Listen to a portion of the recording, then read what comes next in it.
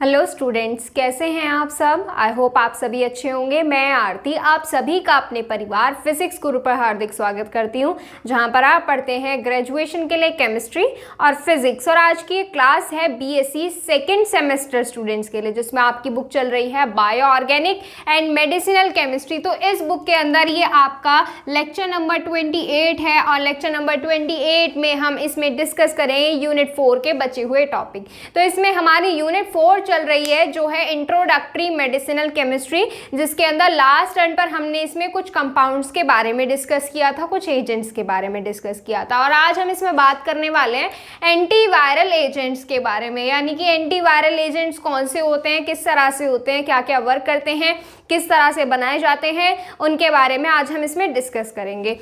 और इससे पहले के जितने भी लेक्चर्स हैं आप उनको चेक कर सकते हैं। चैनल में जाइए, चैनल पर आपको इसकी बुक की bio organic and medicinal chemistry इसकी प्लेलिस्ट मिल जाएगी, वहां से आप सारी क्लासेस चेक कर सकते हैं। ठीक है, तो चलिए आज स्टार्ट करते हैं एंटीवायरल एजेंट्स के बारे में। एंटीवायरल एजेंट्स क्या है? Virus are obligate parasites. Viruses आप जानते हो क्या होते हैं? वायरसेस वायरस होते हैं, कोरोना वायरस जैसे। देखो ये क्या होते हैं? ऑब्लिगेट पैरासाइट्स होते हैं। पैरासाइट्स क्या? परजीवी। ऑब्लिगेट जो बाह्यकारी होते हैं, जो कैपेबल होते हैं, जो क्षमता रखते हैं of multiplication only inside specific cell. जो एक स्पेसिफिक सेल, देखो हमारी ये सब चीजें क्या होती हैं, हमारी बॉडी के अंदर होती है। बॉडी के अंदर क्या होते हैं? सेल्स होते हैं। कुछ स्पेसिफिक सेल्स के अंदर, यहाँ पर लिखा है कुछ ऐसे स्पेसिफिक सेल या कुछ ऐसे पर्टिकुलर सेल्स के अंदर मल्टीप्लिकेशन करने के कैपेबल होते हैं। मल्टीप्लिकेशन उनकी बढ़ोतरी और ज़्यादा, जैसे दुगने कर दें, तिगुने कर दें, इस तरह से क्या होते हैं, इनके कैपेबल होते हैं। ठीक है, और वायरसेस किससे बने होते हैं? Viruses and are made up of nucleic acid core having either DNA और RNA that provide the genetic material. ये बने होते हैं उन न्यूक्लिक एसिड से जिनके अंदर या तो डीएनए प्रेजेंट हो या आरएनए प्रेजेंट हो, लेकिन दोनों में से कोई सा भी जो प्रेजेंट होगा उसके पास क्या होने चाहिए? जेनेटिक मटेरियल होने चाहिए, यानी कि वो जेनेटिक इंफॉर्मेशन प्रोवाइड करने वाला होना चाहिए। ठीक है, समझ आ गई ये बात? आगे देखिए, and also make the basis for the classification of virus. और जो आपके वायरस ये जो होते हैं पैरासाइट जो होते हैं, ऑब्लिगेट पैरासाइट जो वायरसेस होते हैं, ये वायरस के क्लासिफिकेशन के लिए एक बेस तैयार करके चलते हैं। बेस तैयार करके कैसे चलते हैं? जैसे आपके क्या करते हैं, किस चीज से बने होते हैं? ये आपके न्यूक्लिक एसिड कोर से बने होते हैं, जिसमें या तो डीएनए प्रेजेंट हो या आरएनए प्रेजेंट हो, जो कि जेनेटिक मटेरियल या जेनेटिक इंफॉर्मेशन प्रोवाइड करते हो। ठीक है, और किस तरह से वर्क करते हैं? ये आपके सेल्स के अंदर मल्टीप्लिकेशन के लिए कैपेबल होते हैं। ठीक है, अब देखो आपके यहाँ से जो एंटीवायरल एजेंट्स होते हैं 3 टाइप्स में बांटे गए हैं। 3 टाइप्स में किस किस तरह से मैं आपको बता रही हूँ, लिखने की जरूरत नहीं है। बस इसमें क्या है, मेन आपके जो है कंपाउंड जो हम इनमें डिस्कस करने वाले हैं वो हैं आपके मेन, जिनके हम सिंथेसिस वगैरह अब तक देखते आए हैं। कुछ हमने पढ़ लिया अब तक, कुछ एजेंट्स के बारे में कुछ आपका रह रहा है ये। ठीक है, तो इसमें देखो 3 टाइप्स कौन कौन से हैं। पहला तो वो है जिसमें आपका जो एंटीवायरल एजेंट होते हैं, एंटीवायरल एजेंट ये आपके वायरल रेप्लिकेशन, किसको? Viral replication. अब ये रेप्लिकेशन क्या है बताया था आपको। रेप्लिकेशन क्या है? जो अपनी कॉपी बनाता रहता है। कॉपी कैसे बनाता रहता है? मतलब अपनी एक कॉपी बनाएगा, फिर उसकी कॉपी बनती चली जाएगी, जो ये प्रोसेस पूरा चलता चला जाता है, इसको रेप्लिकेशन बोलते हैं। तो फर्स्ट टाइप ये है, इसमें फर्स्ट पार्ट कह लीजिए, फर्स्ट टाइप कह लीजिए कि ये वायरल रेप्लिकेशन के इनिशियल स्टेज को रोक के रखता है। ठीक है, क्या कर देता है? इनिशियल स्टेज को रोक देता है। दूसरा टाइप क्या है इसमें? दूसरा टाइप इसमें आपका ये है, ये आपके viral nucleic acid replication. Viral nucleic acid replication मतलब वो वाला वायरस जो आपका न्यूक्लिक एसिड के रेप्लिकेशन से बनता है। ठीक है, वो उसको क्या करता है? उसमें इंटरफेयर करता है।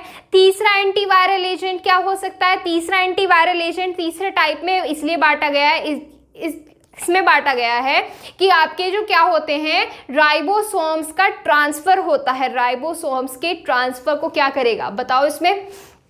जो आपका राइबोसोम्स का ट्रांसफर होता है उस पर इफेक्ट डालता है। अब ये तीनों चीज़ मैंने आपको बता दी है, आपको याद रहेंगी तो अच्छी बात है, नहीं तो आप नोट कर लो। मैंने आपको बताया कि फर्स्ट पार्ट क्या बताया, आपके वायरल रेप्लिकेशन को के इनिशियल स्टेज को रोक के रखता है। दूसरा आपको बताया कि आपके जो वायरल न्यूक्लिक एसिड रेप्लिकेशन है उस पर इफेक्ट डालता है, उस पर क्या करता है, उस पर इफेक्ट डालता है या इंटरफेयर करता है उसके अंदर। थर्ड पार्ट आपको ये बताया है, थर्ड टाइप, कि आपका जो सेल राइबोसोम्स के ट्रांसफर पर इफेक्ट डालेगा। ठीक है, अब देखो एंटीवायरल एजेंट मैं आपको एक बताती हूँ, असाइक्लोवर।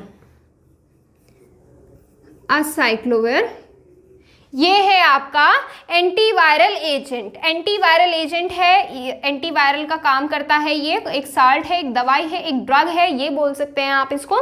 तो यहाँ पर आज हम इसके सिंथेसिस, इसके यूजेस और इसके साइड इफेक्ट्स के बारे में डिस्कस करेंगे। ठीक है, तो आप क्या करेंगे, अभी इतने का स्क्रीनशॉट लेंगे और अगर आप साथ साथ नोट करते तो बहुत अच्छी बात है। तो आप यहाँ से इसका स्क्रीनशॉट ले लीजिए, फिर उसके बाद हम इसके सिंथेसिस की तरफ चलेंगे, फिर साइड इफेक्ट बताऊंगी और फिर यूजेस बताऊंगी। नोट डाउन करिए बेटा पहले से।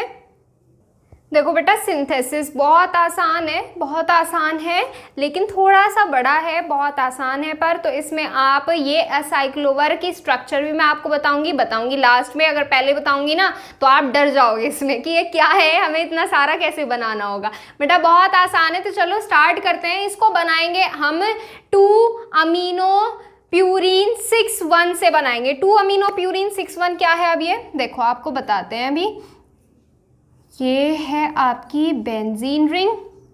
बेटा एक साइड इसमें होता है आपका ऑक्सीजन ग्रुप, एक साइड होता है आपका यहाँ पर ये NH ग्रुप। क्या होता है, NH ग्रुप होता है। बॉन्ड्स भी बताऊंगी इसमें। एक साइड होता है यहाँ पर आपका NH2 ग्रुप, NH2 ग्रुप। यहां पर नीचे होता है इसमें N, सिंगल N।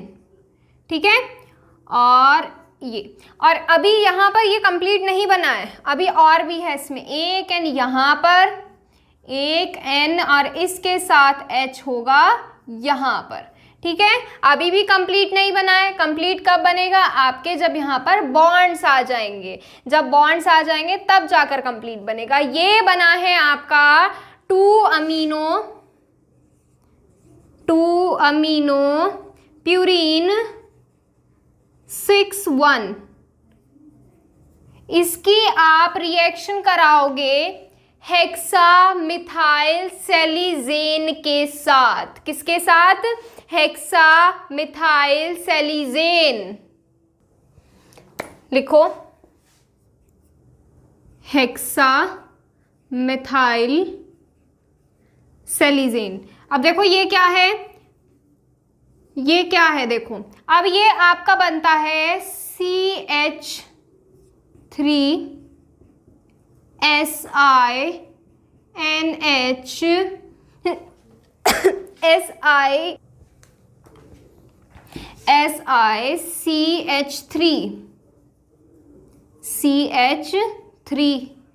का क्या हो जाएगा यहाँ से बेटा, थ्राइज होगा इसका। हेक्सा है ना तो थ्राइज होगा। अब देखो हेक्सा मिथाइल और कितने हैं, SI कितने हैं, 2 हैं, तो यहाँ पर क्या आ जाएगा, डाइसिलीजेन, हेक्सा मिथाइल डाइसिलीजेन। ठीक है, अब ये रिएक्शन आपकी बिल्कुल सिंपली तरीके से होगी, सिंपल। अब देखो यहाँ पर आपका जो ग्रुप मेनली जुड़ेगा वो यहाँ पर जुड़ेगा, लेकिन आपका यहाँ पर ये भी एक्टिव है, ये भी एक्टिव है, ये भी एक्टिव है। तो हम क्या करेंगे, हम पहले इसकी कुछ एक्टिव साइट्स को ब्लॉक कर देंगे, कुछ एक्टिव साइट्स को ब्लॉक कर देंगे ताकि हमारा मेन कंपाउंड इसके साथ रिएक्ट करके बन सके। तो इनकी एक्टिव साइट्स को ब्लॉक करने के लिए हम इसमें क्या मिला है, हेक्सामिथाइल सेलिजेन मिलाया है। अब ये किस तरह से रिएक्ट करेंगे बेटा, आपका एक H इन दोनों ग्रुप से रिप्लेस हो जाएगा, इन दोनों ग्रुप से रिप्लेस हो जाएगा। किस तरह से रिप्लेस होगा बेटा, रिएक्शन थोड़ी सी बड़ी है, मैंने आपको बताया था, लेकिन आसान है। ठीक है, घबराना नहीं देख के इसको बिल्कुल भी। ये हो गया यहाँ पर N, डबल बॉन्ड के साथ यहाँ पर N जुड़ा है, यहाँ पर आपका ऑक्सीजन, यहाँ पर भी N है, ये N डबल बॉन्ड NH, इस तरह से है ये, ठीक है। अब देखो एक एक H को रिप्लेस कौन करेगा, ये वाला ग्रुप, तो यहां पर क्या आ जाएगा, इस H की जगह पर ये आ जाएगा आपका CH3 का थ्राइज SI। ठीक इसी तरह से NH, H2N है वहां पर, एक H इसके साथ चला जाएगा, तो यहां से क्या आ जाएगा CH3 का होल थ्राइज SI। ठीक है, समझ में आ गया। अब जो आपके H बचे हुए हैं, ये आपके H कहाँ जाएंगे बेटा, ये आपके H इसके साथ जुड़ जाएंगे। किसके साथ जोड़ोगे, इसके साथ। NH यहाँ पर पहले से प्रेजेंट है, एक H यहाँ से आया और एक H यहाँ से आया, NH3 की फॉर्म में बाहर निकल गया। ठीक है, तो यहाँ से क्या हो जाएगी, -NH3 हो जाएगा। ठीक, यहाँ से आप फर्स्ट स्टेप क्या करोगे बेटा, नोट कर लो, स्क्रीनशॉट लो इसका। देखो अब सेकेंड स्टेप में क्या करोगे, सेकेंड स्टेप में आप मिलाओगे इसमें 2-क्लोरोमेथाइल एथाइल बेंजोएट। क्या मिलाओगे, 2-क्लोरोमेथाइल एथाइल बेंजोएट। नाम ध्यान से सुनो और लिखने की कोशिश करो, 2-क्लोरोमेथाइल एथाइल बेंजोएट। किस तरह से लिखा जाएगा, बहुत आसान है इसको लिखना। क्या आ जाएगा, C6H5 C double bond O, यहाँ पर CH2 और यहाँ पर नीचे क्या जुड़ जाएगा, नीचे या फिर यहाँ भी जोड़ दो, यहाँ पर स्पेस कम है तो इसलिए मैं नीचे जोड़ रही हूँ। सीधी बॉन्ड भी बना सकते हो आप इसमें, यहाँ पर आ जाएगा OCH2Cl। ये है आपका 2-क्लोरोमेथाइल एथाइल बेंजोएट। ठीक है, अब देखो ये रिएक्शन किस तरह से करेगा, ये वाली एक्टिव साइट्स तो ब्लॉक हो गई, अब एक्टिव कौन रहा, ये वाला ग्रुप रहा बेटा। ये वाला H इसके Cl के साथ रिमूव हो जाएगा और ये ग्रुप पलटकर यहां पर N के साथ जुड़ जाएगा। कैसे जुड़ेगा, बिल्कुल सीधा सीधा आपने यहां पर ग्रुप जोड़ना है, CH3 thrice SI N double bond oxygen है, यहाँ पर क्या है NH, CH3 का whole thrice SI double bond N है, यहाँ पर डबल बॉन्ड है, ये N डबल बॉन्ड यहाँ पर N। ठीक है, और यहाँ पर कौन जुड़ेगा, ये वाला ग्रुप जुड़ जाएगा। जोड़ो किस तरह से जुड़ेगा बेटा, कौन जुड़ेगा आपका CH2O और फिर CH2 डबल बॉन्ड O और C6H5। दिख रहा है यहाँ से, नहीं दिख रहा तो यहाँ से इसको नीचे जोड़ लो, ये हो गया C6H5। कार्बन बॉन्ड बनाता है, ये बात ध्यान रखना, कार्बन बॉन्ड बनाता है, यहाँ पर स्पेस कम है इसीलिए इस तरह से बनाकर लिखा है। ठीक है, अब इसके बाद क्या करोगे, इसके बाद आपको इसमें करना है हाइड्रोलाइसिस करोगे बेटा NaOH के साथ। क्या करोगे, इसका हाइड्रोलाइसिस करोगे NaOH के साथ। NaOH के साथ हाइड्रोलाइसिस किस तरह से होगा, देखो अब इसमें आगे किस तरह से होगा, आपको करना है हाइड्रोलाइसिस NaOH के साथ। क्या करोगे, H2O मिलाओगे, मान लो मैं 2 मोल्स मिला रही हूँ क्योंकि मुझे अभी ये ग्रुप भी तो रिमूव करने हैं। अब देखो ये आपका Na यहाँ से इसके साथ चला जाएगा, कहाँ चला जाएगा, यहाँ से इन ग्रुप के साथ रिमूव हो जाएगा। आपका क्या रिमूव होगा, ये वाला पोर्शन आपका रिमूव हो जाएगा। किस तरह से रिमूव होगा, देखो यहां से बन जाएगा साल्ट। किसका साल्ट बनेगा, सोडियम का साल्ट बनेगा जब आप यहां से Na के साथ रिमूव करोगे। करो यहां से रिमूव, क्या रिमूव होगा, C6H5C, एक और ऑक्सीजन होना चाहिए यहाँ पे। हाँ देखो यहां से ये हो गया ना, ये हमने क्या मिलाया था, ये हमने यहाँ से मिलाया था 2-क्लोरोमेथाइल एथाइल बेंजोएट। एथाइल बेंजोएट तभी तो बनेगा यहाँ से भाई। अब देखो यहाँ से ये आपका ऑक्सीजन कहाँ आ जाएगा, ये आपका ऑक्सीजन यहाँ पे इसके साथ और जुड़ जाएगा। ये मान लो यहाँ पर ऑक्सीजन जुड़ा हुआ है, ठीक है। अब देखो यहाँ से आगे किस तरह से रिएक्शन होगी, देखो अरे बिल्कुल सही से जोड़ लेते हैं। ये ऑक्सीजन, ये यहाँ पर कार्बन, ये डबल बॉन्ड और इसके साथ आ गया ये C6H5। जब यहाँ पर बेटा ये बॉन्ड ब्रेक होगा यहाँ से और C6H5 COO जो होंगे आपके Na के साथ रिमूव हो जाएंगे। तो यहाँ से क्या रिमूव होगा? C6H5 COO Na आपका यहाँ से एक तो ये रिमूव होगा और दूसरा आपने क्या किया है? हाइड्रोलाइसिस किया है। हाइड्रोलाइसिस H और OH के साथ करते हो, यहाँ पर भी HOH में बांट दो इसको, क्योंकि हमें क्या करना है? ये ग्रुप भी रिमूव करने हैं, हमें इन ग्रुप की कोई ज़रूरत नहीं है। तो बेटा आपके जो ये ग्रुप होंगे ये तो OH के साथ रिमूव हो जाएंगे, OH के साथ रिमूव हो जाएंगे और एक एक H आपका यहाँ पर आकर जुड़ जाएगा। तो आपका यहाँ से क्या बन जाएगा? ये बनाओ, यहाँ से क्या बनेगा? सभी ग्रुप्स को रिमूव करो और बनाओ, यहाँ से क्या बनेगा?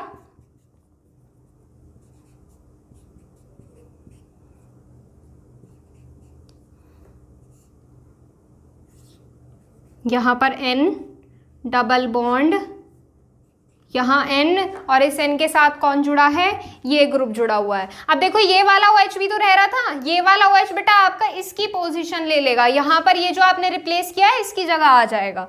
तो यहाँ से क्या बन जाएगा? CH2O CH2CH2OH। बेटा ये बना है आपका असाइक्लोवर, ये होता है आपका असाइक्लोवर। उधर की अगर आपको रिएक्शन विजिबल नहीं है तो देखो अब हो जाएगी, ठीक है। देखो अब आगे, अब यहाँ पर ये रिएक्शन हो गई है कंप्लीट, ये है असाइक्लोवर, ठीक है। अब इसके बाद क्या करेंगे?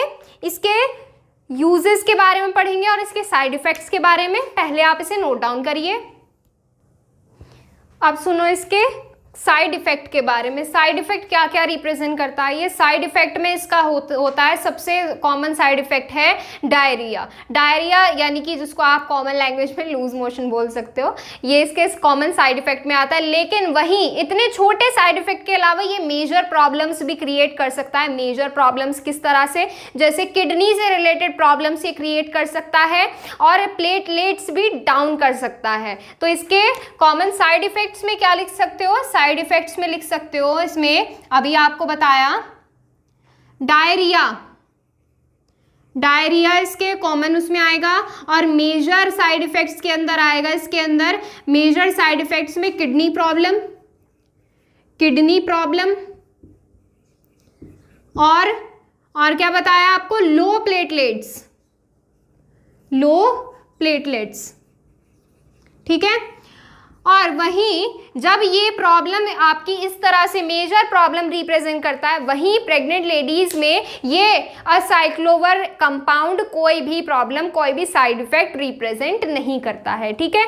आगे बात करते हैं इसके यूजेस के बारे में। यूजेस में इसका सबसे बड़ा यूज है स्किन इन्फेक्शन। जैसे स्किन से रिलेटेड जैसे बहुत सी प्रॉब्लम्स होती हैं, उनसे रिलेटेड जितने भी इन्फेक्शंस होते हैं उनके ट्रीटमेंट के लिए यूज किया जाता है। जैसे मैं आपको कॉमनली बता दूं, जैसे क्या होता है? हर्पीस, यूजेस में लिखो इन treatment of herpes, chicken pox लिख लो इसमें, herpes, chicken pox, chicken pox और एक और बीमारी है जिसके लिए ये यूज किया जाता है, सिंगल्स। ये बीमारी है, ये दाद जिसको बोलते हैं, उसके लिए यूज किया जाता है, ठीक है। और अब यहाँ पर आगे देखो, आगे किसके लिए यूज किया जा सकता है? और भी कई तरह के इन्फेक्शंस होते हैं, उनके लिए यूज किया जाता है in the treatment of infection. इस तरह से लिख लो, in treatment of infection, in treatment of infection, ठीक है। अब यहां से ये तो बात हो गई कंप्लीट, यानी कि यहाँ पर इसके यूजेस और साइड इफेक्ट तो हो गए कंप्लीट है। अब यहाँ से आगे मैं आपको बताऊं कि इसको किस किस तरह से कंज्यूम किया जा सकता है। तो देखो, ये आपका मेडिसिन के तौर पर खाया भी जा सकता है, पिल्स के तौर पे खाया भी जा सकता है, क्रीम की तरह यूज किया जा सकता है और यहाँ तक कि इंजेक्शन के थ्रू भी लिया जा सकता है, ठीक है। तो यहाँ पे ये असाइक्लोवर और ये आपका एंटीवायरल एजेंट्स जो थे ये हो गए हैं कंप्लीट। अब इसके बाद आपके कुछ टॉपिक हैं इसमें, इसी यूनिट में, तो वो डिस्कस करेंगे। पहले आप इसके साइड इफेक्ट और यूजेस के बारे में नोट करो, फिर आगे बढ़ते हैं। देखो बेटा, इसमें आगे आपका नेक्स्ट टॉपिक है इसी यूनिट का, यूनिट 4 का। यह है central nervous system agent. Central nervous system agents कौन से होते हैं और इनमें कौन कौन से इंक्लूड होते हैं। अब देखो, सेंट्रल नर्वस सिस्टम भी पूछा जा सकता है और कहीं कहीं शॉर्ट में CNS भी बोला जाता है। क्या बोला जाता है शॉर्ट फॉर्म में? CNS agents. ठीक है, अब देखो CNS एजेंट्स में क्या आते हैं। CNS एजेंट्स में आपके सेडेटिव और हिप्नोटिक एजेंट्स इंक्लूड होते हैं, जो आपके CNS डिप्रेस्ड कहते हैं अवसाद को। किसको कहते हैं? अवसाद को। मैं ये सारी चीजें आपको डिक्टेट कर रही हूँ, आप नोट कर लो कहीं पे, क्योंकि मैं ये चीज़ लिखाने नहीं वाली, बहुत कॉमन सी चीज़ बता रही हूँ आपको। वैसे कुछ स्टूडेंट्स को पता भी नहीं होंगी, जिनको नहीं पता उनको हम बता देते हैं, जिनको पता अच्छी बात है। तो देखो यहाँ पर CNS central nervous system agents के अंदर 2 टाइप के एजेंट्स को हमने इंक्लूड किया हुआ है, 2 टाइप्स के, सेडेटिव और हिप्नोटिक्स। हिप्नोटिक्स कौन से होते हैं और सेडेटिव्स कौन से होते हैं? सेडेटिव वो एजेंट्स होते हैं, वो दवाइयाँ होती हैं जो आपके, जैसे किसी को क्या होता है, प्रॉब्लम होती है। किस तरह की प्रॉब्लम? जैसे किसी को नर्वसनेस हो जाती है, मेंटली डिसऑर्डर हो जाता है, किसी को हेजिटेशन प्रॉब्लम, और इस तरह से जो भी प्रॉब्लम्स होती है ना, ये सारी प्रॉब्लम्स अगर आपका कोई भी कंपाउंड, कोई भी ड्रग बिना नींद लाए उनको सॉल्व करता है, उस प्रॉब्लम से क्या करता है, हमारा ट्रीटमेंट करता है, तो वो कंपाउंड आते हैं सेडेटिव के अंदर। सेडेटिव के अंदर वो आते हैं जो नर्वसनेस को और ये जो मेंटल डिसऑर्डर होते हैं, इनको, जो पीपल मेंटली डिस्टर्ब होते हैं उनको ट्रीट करते हैं without going them for sleep. मतलब उनको सोने को छोड़कर, मतलब जैसे किस तरह से बताएं आपको कि जैसे मान लो दवाई ली है, मान लो इस तरह से मान लो कि मुझे क्या है, मेंटली डिसऑर्डरनेस है, इस तरह से मान के चल लो। तो उसमें क्या है, अगर मैं कोई भी दवाई कंज्यूम कर रही हूँ जो मुझे नींद ला रही है और नींद लाने के बाद मेरा ट्रीटमेंट कर रही है, तो वो तो आएंगे हिप्नोटिक में। हिप्नोटिक में कौन से आएंगे? जो नींद ला देंगे। और वहीं जो दवाइयाँ बिना नींद लाए हमारा ट्रीटमेंट करती है वो आती हैं सेडेटिव के अंदर। और वहीं जो आपके एक ही साल्ट सेडेटिव, एक ही कंपाउंड, एक ही ड्रग आपका सेडेटिव और हिप्नोटिक दोनों की तरह वर्क कर सकता है, लेकिन डिफरेंट होंगे एक दूसरे से उनकी डोज पर और उनके टाइम पर। क्या होंगे? उनकी डोज पर कि कितनी कितनी क्वांटिटी, कितनी कितनी मात्रा में उसको लेना है और कितने टाइम डिफरेंस पर लेना है, उसके बेसिस पर डिफरेंट है। और अगर मैं यहाँ पर आपको एक कॉमन सा एग्जांपल लेके बताऊं तो वो है फिनोबार्बिटल। क्या है? फिनोबार्बिटल। फिनोबार्बिटल, इसके बारे में भी डिस्कस करेंगे। फिनोबार्बिटल अगर लो क्वांटिटी में लिया जाए, लो डोज में लिया जाए, लो डोज जैसे 25 से 30 mg तक कंज्यूम किया जाए एक टाइम में, 25 से 30 mg तक, तो वो एक सेड्यूटिव की तरह वर्क करता है। किसकी तरह वर्क करता है आपका? ये सेडेटिव की तरह वर्क करता है। किसकी तरह? सेडेटिव। और वहीं अगर ये ज़्यादा क्वांटिटी में ले लिया जाए, ज़्यादा क्वांटिटी 100 mg की अगर क्वांटिटी में ले लिया जाए, तो ये किसकी तरह वर्क करता है? हिप्नोटिक की तरह वर्क करता है। किसकी तरह वर्क करेगा? हिप्नोटिक की तरह।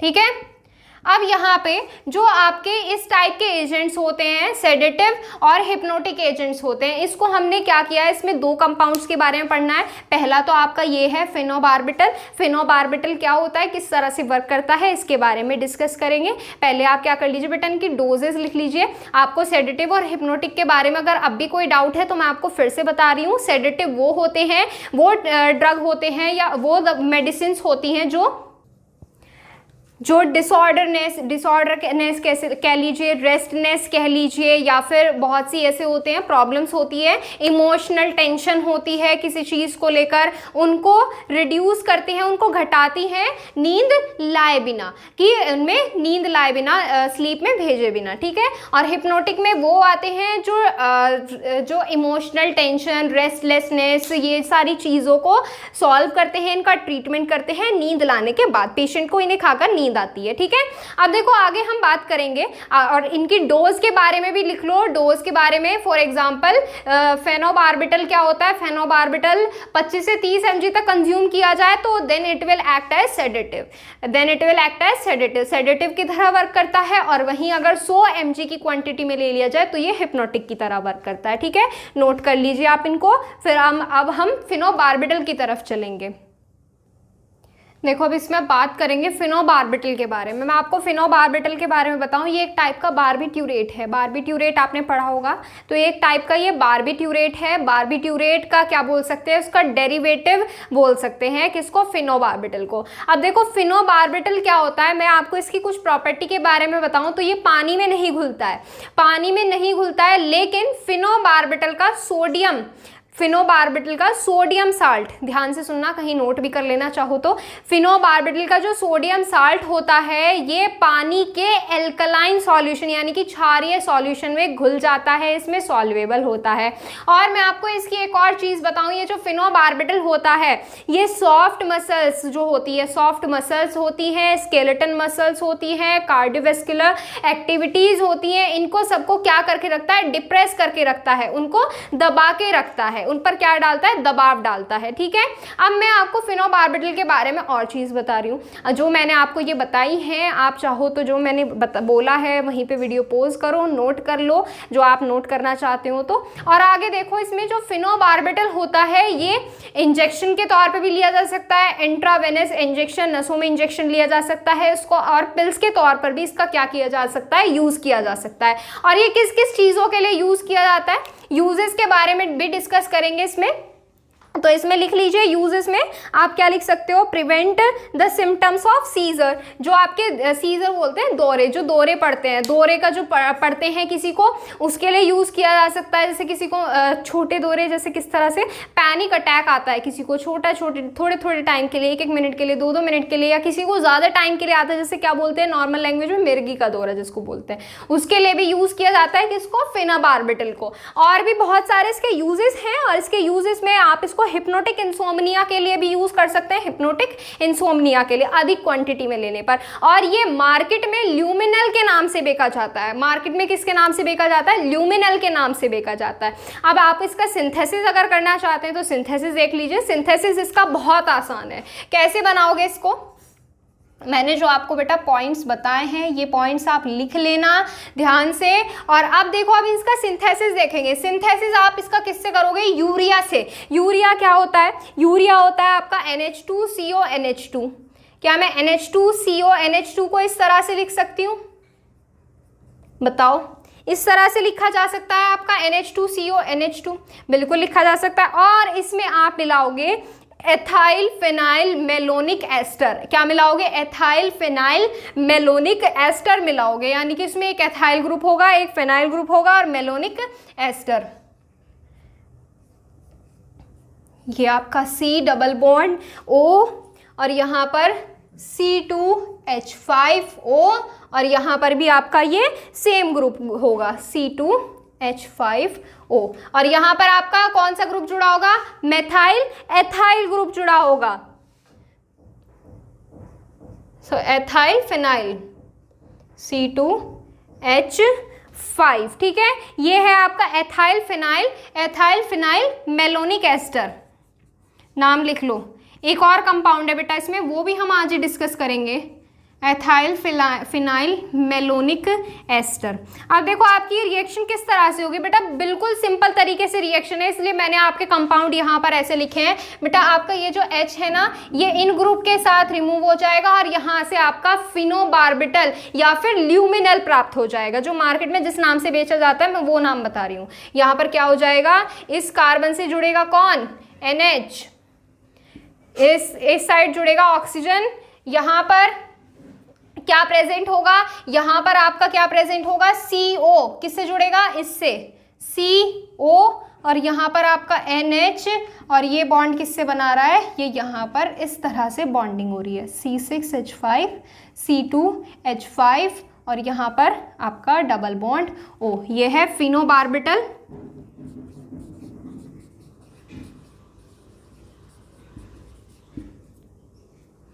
या ल्यूमिनल, ठीक है। सिंथेसिस हो गया, यूजेस हो गया, किस तरह से कंज्यूम करते हो, पिल्स के तौर पे और इंजेक्शन के तौर पे। ये हो गया, प्रॉपर्टीज हो गई इसकी, पानी में घुल जाता है। वहीं इसका सोडियम साल्ट जो होगा किसमें, पानी के अल्कलाइन क्षारीय सॉल्यूशन में आसानी से घुल जाएगा। और क्या चीज बताई मैंने आपको इसको, सॉफ्ट मसल्स, कार्डियोवैस्कुलर एक्टिविटीज और जो स्केलेटन मसल्स होती हैं उनकी एक्टिविटीज पर दबाव डालता है, दबाव बनाए रखता है। ठीक है, तो ये है आपके किसके बारे में, फिनोबार्बिटल। अब इसके जो सेंट्रल नर्वस सिस्टम एजेंट की दूसरे कंपाउंड के बारे में बात करने वाली हूँ। पहला तो था आपका फिनोबार्बिटल, दूसरा है आपका इसमें बेंजोडायएज़ेपिन्स, उसके बारे में बात करेंगे। पहले बेटा आप इसे नोट कर लीजिए। देखो अब इसमें नेक्स्ट आपको बताया था ना, आई होप आपने वो पहले वाली रिएक्शन जो हमने लिखी थी वो नोट कर ली होगी। अब देखो यहाँ से आगे है आपका बेंजोडायएज़ेपिन। बेटा ये भी आपका सेंट्रल नर्वस सिस्टम एजेंट है, ड्रग है, एक टाइप का सेडेटिव एजेंट है। इसका यूजेस मैं आपको बताती हूँ। इसका यूजेस बेटा ट्रैंक्विलाइजर के तौर पे किया जा सकता है। ट्रैंक्विलाइजर क्या होते हैं, जो एंजाइटी को, नर्वसनेस को, रेस्टलेसनेस को रिड्यूस करते हैं। ठीक है, इसके तौर पे किया जा सकता है। लिख लो इसमें यूजेस, लिख लो, चाहो तो इसके पहले या चाहो तो बाद में भी लिख लेना। किसके तौर पे, ट्रैंक्विलाइजर के तौर पे यूज किया जा सकता है। और क्या है इसमें, स्लीप इंड्यूसर, एनेस्थेटिक्स के स्लीप इंड्यूसर, जो स्लीप इंड्यूस करते हैं उसके तौर पर। एनेस्थेटिक के तौर पे इसका क्या किया जा सकता है, यूज। और क्या कर सकते हो, मसल्स रिलैक्सेंट, मसल्स के रिलैक्स होने पर, जैसे मसल्स में क्या आ जाता है, स्ट्रेन आ जाता है, तनाव आ जाता है, खिंचाव आता रहता है, उसके लिए भी यूज किया जाता है। किसका, आपका बेंजोडायएज़ेपिन्स का। अब देखो बेंजोडायएज़ेपिन्स का जो है ये नॉर्मली कोई साइड इफेक्ट रिप्रेजेंट नहीं करता। जैसे आपका इससे पहले वाला कंपाउंड था फिनोबार्बिटल, वो क्या कर रहा था, वो मसल्स एक्टिविटीज पर, skeleton muscles, soft muscles, cardiovascular activity और आपके कुछ और एक्टिविटीज नर्वसनेस थी, उन पर क्या था, दबाव डाल रहा था। लेकिन इसके कोई भी साइड इफेक्ट नहीं होते हैं। और यहाँ पर आप बेंजोडायएज़ेपिन्स के बारे में नहीं पढ़ेंगे, आप इसी के ही एक साल्ट डायएज़ेपम के बारे में पढ़ेंगे। ठीक है, इसके हम क्या करेंगे, सिंथेसिस करेंगे। सिंथेसिस बहुत आसान है लेकिन थोड़ा सा बड़ा है। बड़ा किस तरह से, कंपाउंड आपका कुछ इसी तरह का है, क्या देख के डर जाओगे इसमें। ठीक है, चलो देख लो आप बेंजोडायएज़ेपिन्स के एक साल्ट डायएज़ेपम के बारे में। ठीक है, ये आ जाएगा आपका डायएज़ेपम। इसको किस तरह से प्रिपेयर करोगे, इसका सिंथेसिस देखो। इसको आप para chloro ortho N methyl benzophenone से प्रिपेयर करोगे। उसकी रिएक्शन आपको करनी है। किस तरह से करोगे, मैं आपको कंपाउंड लिख देती हूँ और उसका नाम लिख देती हूँ। देखो अभी मैं नोट करूँगी यहाँ से। देखो बेटा ये रहा, ये जो मैंने आपको बताया था para chloro ortho N methylamine benzophenone, ये है आपका ऑर्थो पोजीशन पर क्लोरो है, सॉरी पैरा पोजीशन पर क्लोरो है, ऑर्थो पोजीशन पर एन मिथाइल अमीन ग्रुप है। ठीक है, और ये क्या है आपका बेंजोफिनोन है। अब इसमें आपको इसमें मिलाना है, ये है आपका chloro acetyl chloride, chloro acetyl chloride है। अब इसके साथ जब आप रिएक्शन करोगे तो बेटा मैं आपको बताऊं एक्टिव ग्रुप कौन सा है आपका, NH वाला ग्रुप एक्टिव है। तो ये जो आपका H है ये आपका Cl के साथ रिमूव हो जाएगा और ये कार्बन आपका N के साथ जुड़ जाएगा और ये कंपाउंड क्या हो जाएगा, इसके साथ जुड़ जाएगा। किस तरह से जुड़ेगा, बिल्कुल आपको H हटाना है और ये आपको यहाँ पर जोड़ना है। इस पे ये क्या जुड़ा है, ये आपका क्लोरीन है। ये बॉन्ड्स ऐसे के ऐसे ही रहेंगे, कुछ चेंज नहीं होगा स्ट्रक्चर में, ऐसे के ऐसे ही स्ट्रक्चर बनेगी। जैसे आपका ये C डबल बॉन्ड O, यहाँ पर क्या है आपका ये ग्रुप प्रेजेंट है, ये ऐसे कैसी रहेगा। बस इसमें आपको क्या करना है, CO जोड़ना है, ये CO और ये CH2Cl ये जुड़ेगा बस आपका। अब इसके बाद आपको यहाँ से क्या करना है, इसके बाद आपको इसकी रिएक्शन करनी है बिल्कुल सिंपली, किसके साथ, NH3 के साथ, अमोनिया के साथ रिएक्शन करोगे इसकी आप, किसकी, NH3 के साथ रिएक्शन करोगे। जब आप इसकी रिएक्शन NH3 के साथ करोगे तो यहाँ से क्या होगा, ये डिसोसिएट होगा NH2 में और H में, HCl के साथ रिमूव, NH2 आपका कहाँ जुड़ जाएगा, CH2 पर आकर जुड़ जाएगा। जोड़ो यहाँ से, लिखो इसके नीचे बिल्कुल कंपाउंड, देखो यहाँ से ये बिल्कुल ऐसे कैसी रहेगी, बेंजीन, यहाँ पर क्लोरीन, यहाँ पर आपका NH, ये वाला ग्रुप N, CH3, ये आपका क्या है C डबल बॉन्ड O, यहाँ से क्या जुड़ाएगा CH2 NH2, ठीक है, CH2 NH2, ये वाला C डबल बॉन्ड O ऐसे का ऐसे ही, फिर इसके बाद ये वाला नीचे वाला ग्रुप ऐसे का ऐसे ही, इसमें कोई चेंज नहीं आएगा, ठीक है। अब आगे देखो, यहाँ से आगे आपको क्या करना है, आगे बिल्कुल रिएक्शन सिंपल है, इसमें आपको करना है यहाँ से साइक्लाइजेशन। क्या करना है, साइक्लाइजेशन। अब साइक्लाइजेशन कैसे होगा, साइक्लाइजेशन कैसे होगा बेटा, आपका जो ये H2 है, ये जो आपका H2 है इस ऑक्सीजन के साथ H2O की फॉर्म में बाहर, और ये वाला जो कार्बन है ये डबल बॉन्ड बना लेगा किससे, नाइट्रोजन से, ये डबल बॉन्ड बना लेगा नाइट्रोजन से। मैं इसको रफ कर रही हूँ, अगर आपने नोट नहीं किया है ये तो इसे नोट कर लो, स्क्रीनशॉट ले लो इसका। मैं इसको रफ कर रही हूँ यहाँ से, क्योंकि ये बनेगा नहीं फिर पूरा यहाँ से, ठीक है। देखो आगे, यहाँ से आपकी बेंजीन रिंग, बॉन्ड्स ऐसे कैसी जैसे अब तक बने हैं, इसमें बॉन्ड्स में कोई भी चेंज नहीं आएगा, ठीक है। यहाँ से N CH3, ये C डबल बॉन्ड O, यहाँ से CH2, और वहाँ पर कौन है, N है, सिंगल बॉन्ड के साथ N जुड़ा है। फिर ये डबल बॉन्ड किससे बनाएगा, कार्बन से बनाएगा, ये बन गया कार्बन से डबल बॉन्ड, और कार्बन से एक साइड कौन जुड़ी हुई है, इस तरह से बेंजीन रिंग जुड़ी हुई है, ठीक है। ये बन गया आपका, यहाँ से क्या बना, डायएज़ेपम बना। देखो मैं दिखाती हूँ आपको, देखो ये बन गया आपका यहाँ से डायएज़ेपम, डायएज़ेपम। ये यहाँ पर इसका सिंथेसिस हो गया कंप्लीट, और यही इसी के साथ ये टॉपिक भी कंप्लीट हो गया है। और इसमें मैं आपको एक और चीज़ बताती हूँ, ये किसकी तरह यूज़ किया जा सकता है, किस तरह कंज्यूम किया जा सकता है, इसको इंजेक्शन के तौर पर भी यूज़ किया जा सकता है, इंट्रावेनस इंजेक्शन के तौर पर भी इसको यूज़ किया जा सकता है, क्योंकि ये लिपिड्स में आसानी से घुल जाता है, ठीक है। और अगर आपको इस टॉपिक से रिलेटेड कोई भी डाउट है तो आप कमेंट बॉक्स में मैसेज कर सकते हो, और अदरवाइज किसी और चीज़ से रिलेटेड क्वेरी है, किसी क्लास से, टाइमिंग से, तो आप कर सकते हैं इंस्टाग्राम पर। इंस्टाग्राम ID है physics_guru_India। इस पर आपके जो भी क्वेश्चंस हैं आप मैसेज करके पूछ सकते हैं, ठीक है।